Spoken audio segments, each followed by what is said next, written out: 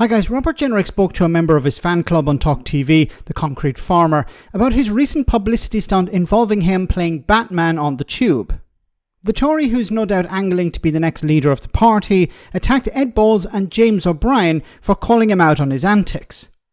Jenrick is an extremely cynical politician, and that bar has been set very high, and is no doubt planning another video which will help promote himself because, well, that's frankly what it's all about.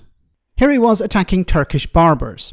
I don't know what planet these people live on, but it's not the high streets that I walk down where you're seeing Turkish-style barber after barber open up. There's obviously not demand for all these barbers. I read in the papers that there's a small town in Wales, 6,000 population, it's now got its 14th barber. Yeah. Obviously something is going wrong. There's something fishy about at least some of those barber shops, not all of them obviously, but some of them. And the National Crime Agency itself has published research that shows that some of them are linked to money laundering, illegal migration, organised crime. Yeah. And so we absolutely have to take action against some of these. And there are other things as well, these American-style candy shops that are opening up on the high street, not making their money out of selling Haribo, but out of money laundering. And someone's got to do something about it. And the fact that parts of the media, James O'Brien or Ed Balls, want to pretend that this isn't happening or say that it's dog whistle politics to even talk about it, I think shows just how unbelievably out of touch they are. Oh, I know. They're not saying it's not happening. What they're saying is you're using it as a cynical ploy to promote yourself. Now, he mentioned here Turkish barbers. Okay, then why doesn't Robert Jenrick report this to the police? If he believes that these people are engaging in criminal behaviour, then go to the local police station and report it.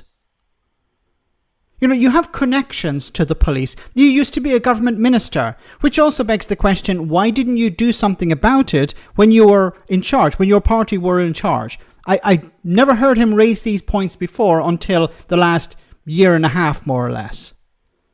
He was a government minister until 2023, then he resigned, but he was still a member of the governing party, and I never heard him complaining about the government not doing enough to clamp down on these Turkish barbers. Now, maybe I missed some of these clips, but why is he raising these issues now? Now, is it possible that some of these are engaging in money laundering? Yes, but an investigation has to be carried out. As he said, some of them are and some of them may not. But it's up to the police to decide. It's up to the judiciary to decide who's guilty and who's innocent, not Robert Jenrick. What he's trying to do, he's trying to appear tough. He understands that Kemi Badenoch is on the rocks. She's about to collapse at any stage. And he wants to swoop in being the far-right candidate. He wants to be like Nigel Farage for the Conservative Party.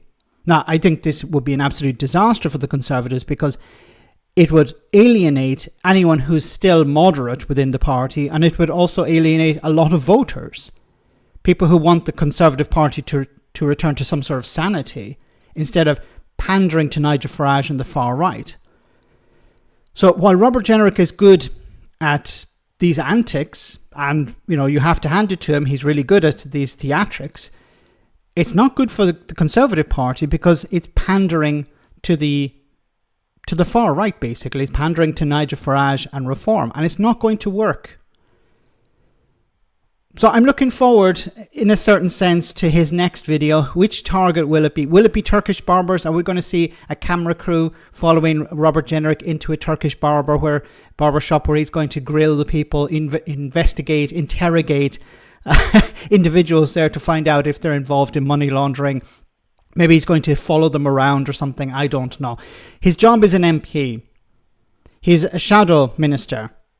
Maybe he should stick to that and leave the police work to the police.